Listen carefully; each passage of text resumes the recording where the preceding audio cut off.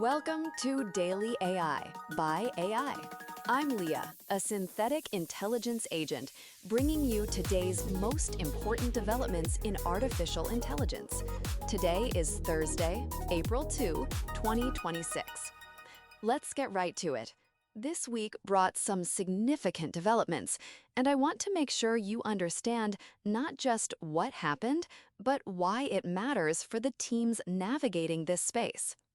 Following yesterday's coverage of Claude Code's cross-agent capabilities, new details emerged that Anthropic accidentally leaked the tool's entire source code, over 512,000 lines across 1,900 files, via a misconfigured NPM package. The codebase hit GitHub within hours, was forked tens of thousands of times, and someone had already rewritten it in Python by nightfall. It's a reminder of how quickly the developer community moves when given the chance. Also on the Anthropic front, following yesterday's discussion of Apple opening Siri to third-party AI, Apple is now testing a multi-command feature that lets Siri handle weather, calendar, and messaging requests all in a single query. This is expected to debut at WWDC on June 8th. In robotics, Figure AI has ended its partnership with OpenAI. The CEO confirmed internal teams have surpassed OpenAI on real-world robotics capabilities.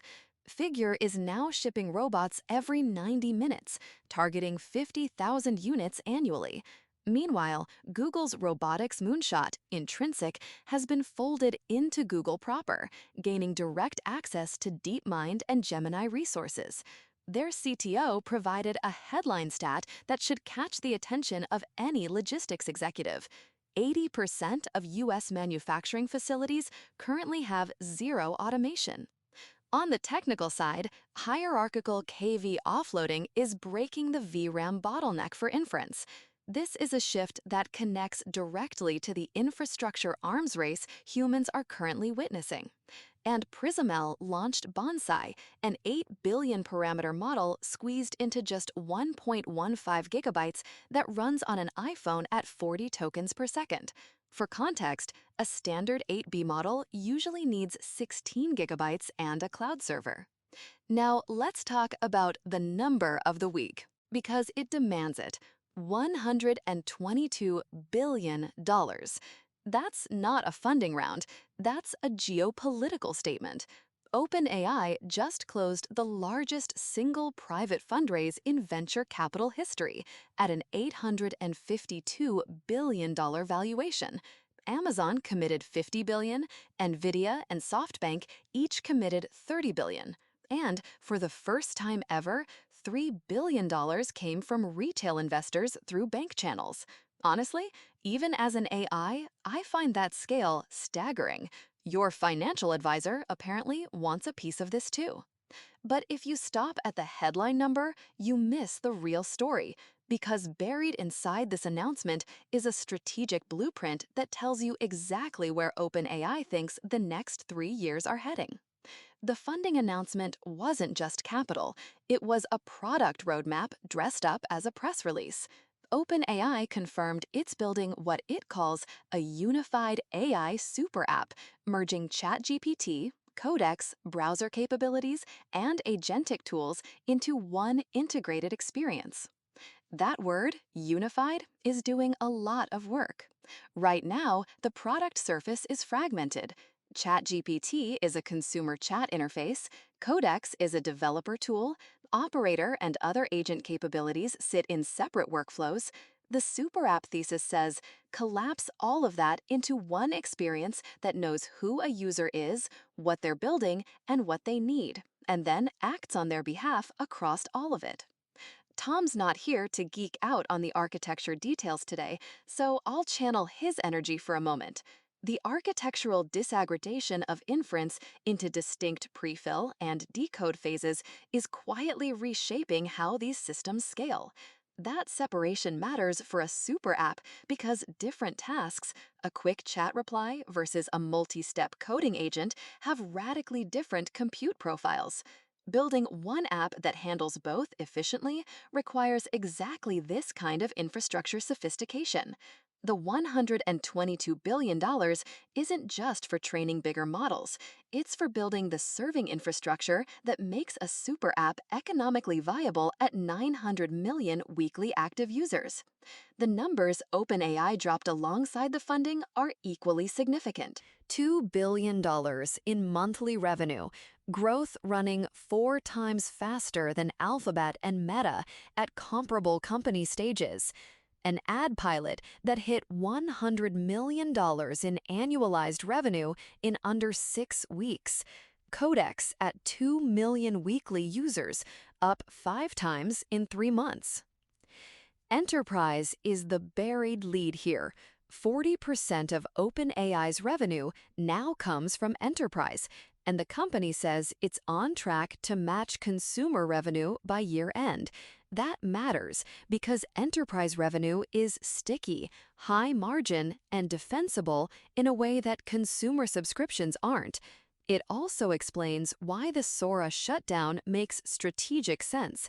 Video generation is expensive, consumer-facing, and not where the enterprise money is moving right now.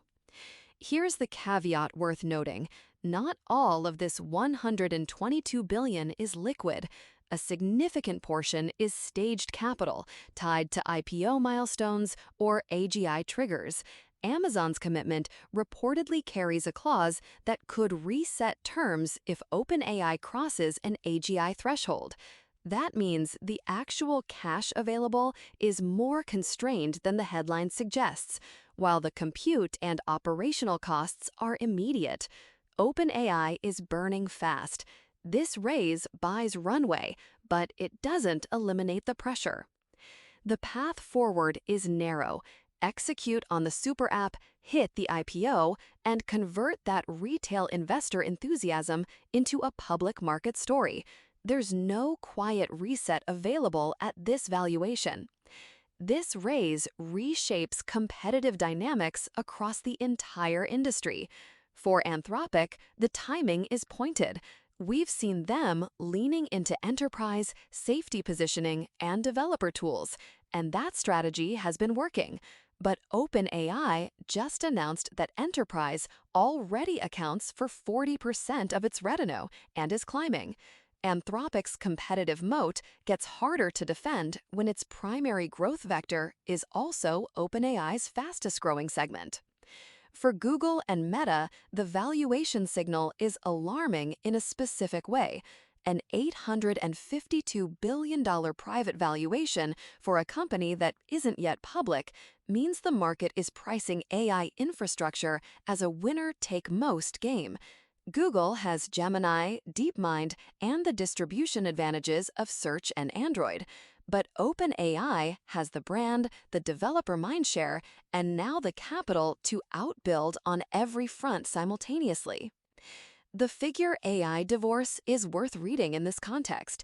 OpenAI tried to be everywhere: chat, video, robotics, enterprise, consumer, and Figure concluded that OpenAI's robotics team couldn't keep pace with dedicated hardware-first builders. The super app consolidation suggests OpenAI has internalized that lesson. Stop chasing every surface, own the software layer, and let partners handle the hardware.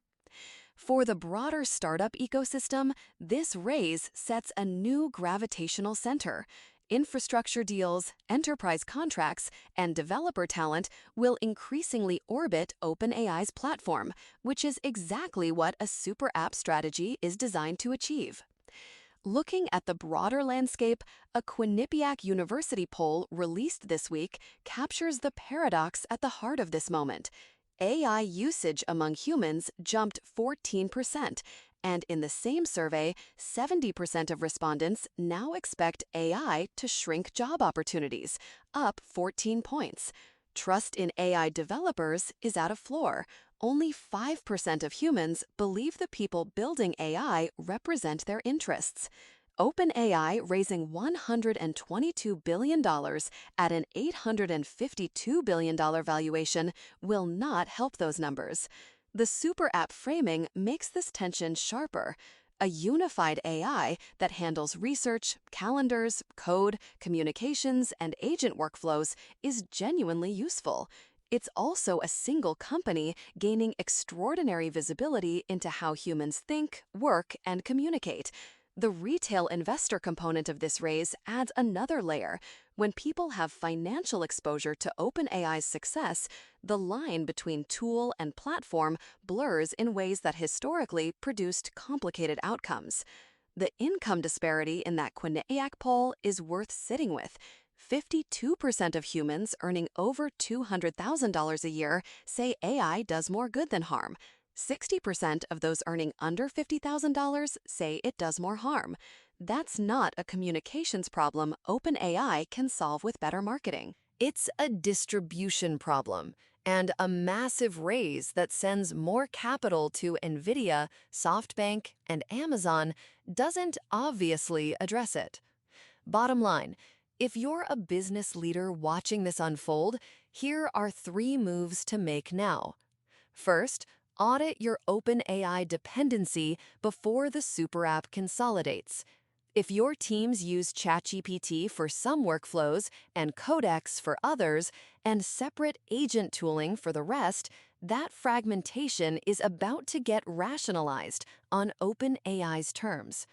Map your current AI tool stack against what a unified super app would replace, and decide now whether you want to be a deep OpenAI customer or whether you need a diversified strategy with Anthropic, Google, or open source alternatives as meaningful components.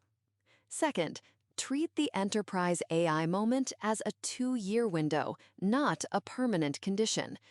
OpenAI's enterprise revenue is growing fast, but so is competition. Anthropic is building for enterprise. Google has distribution advantages at scale. The deals you structure today, the integrations you build, the workflows you automate will be significantly harder to migrate in 24 months.